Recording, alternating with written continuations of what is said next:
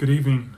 So, welcome back to Kevin Toll Reads. Today I have a book review of Shall We Tell the President by Jeffrey Archer. This is book 3 in the Cain and Abel trilogy. This book was published in 1977, I was actually kind of surprised by that because I figured this book was maybe a little closer to maybe the 90s, but I was kind of shocked by that. The summary of the plot really picks up where the ending of book 2 left off. You have Florinda Cain, who at the time was the vice president. She finds out the very end of book 2, and then obviously spoilers here, that the president's been shot and she's assumed the office of the president in the interim. She goes on to win the election, and obviously makes her way into the Oval Office and is sworn in at the beginning of this book, but then is immediately thrown into this conspiracy because as she is inaugurated, then people in Senate are after her because of her gun control laws, and she's definitely pro gun control laws and as a character in the story, and so there's lobbyists and others that want to put pressure on her, members of the NRA, and so there's a plot and conspiracy going on to see if they can do something where she doesn't pass this bill through the Senate. And so one of the real ways they could do that is assassination of the president. So that's the premise of this book. The main protagonist really isn't, though, Florinda Cain and her presidency. It's really around Mark Andrews, who's this 28-year-old FBI agent who gets kind of thrown in there as the FBI learns of a man that was murdered and mentions that he overheard someone talking about assassination of the president, and that person ends up in a hospital. And then the next thing you know, he's murdered, and so is his roommate in the hospital. And then and then 2 FBI agents are murdered, and there's this huge conspiracy unfolding.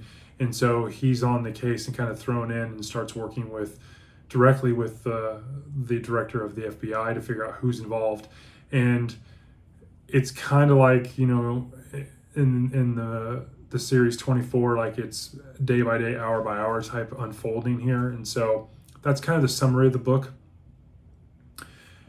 What I enjoyed about this book, I really enjoyed the change of pace of the trilogy as a whole. I think this one was a speed read, whereas the first 2 were a little chunkier, definitely more page count. But the first one's, of the Cain and Abel trilogy, you're learning about Cain, you're learning about Abel.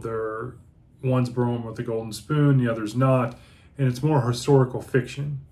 The second book, is more focused on Florinda and, Abel's daughter. And so it is more kind of a mix between historical fiction and thriller.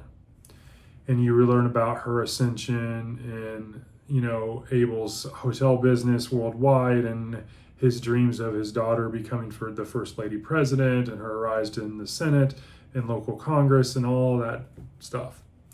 Where this book, the third book, even it's a much smaller entry into the trilogy, it's a thriller. I mean, there's really no historical fiction here, so to speak. It's just thriller fiction. And so I really kind of like that change of pace.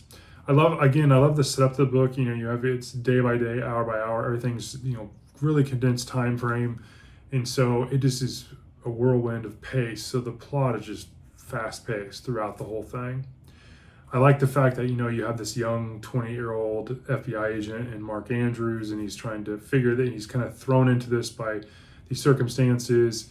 He has kind of a love interest with a doctor lady whose dad is a senator, and maybe one of the senators are looking at as probably, as treason and conspiracy to murder the president. And you have that kind of love triangle type thing.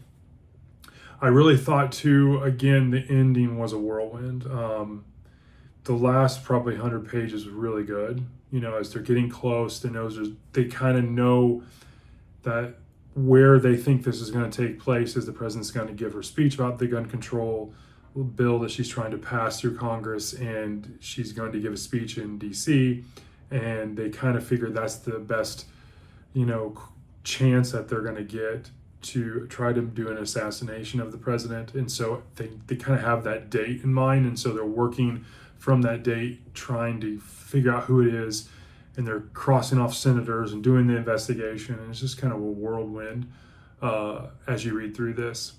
My only real dislike of this is it's really not about Florinda Kane, which was heavily about the second book. Towards the end of the first book, when Abel gets starting to get established in his hotels, and obviously he has a child, you get an introduction there. But the second book is heavily about her.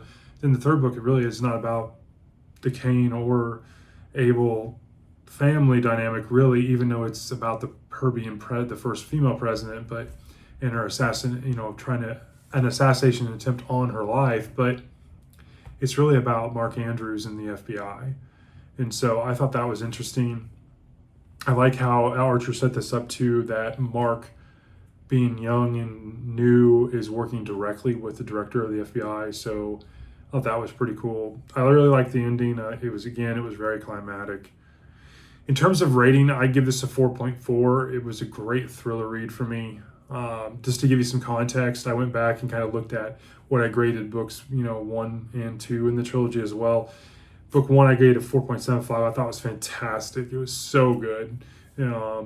Heavily, again, a historical fiction book. I thought it was really good, though.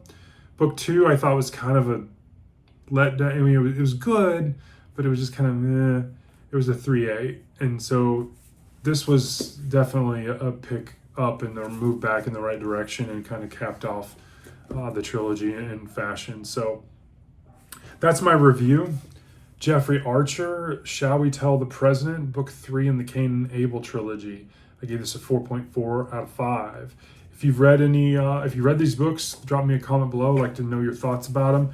And if you've read any Jeffrey Archer, I'd like to know your thoughts as well. Definitely have enjoyed the 3 books I've read from him, and I've also got next week I'll be starting that William Warwick detective series by Jeffrey Archer, so I'm kind of looking forward to that as well. So drop me a comment if you ever read any Jeffrey Archer. Anyways, have a good evening, and I will talk to you later. Bye.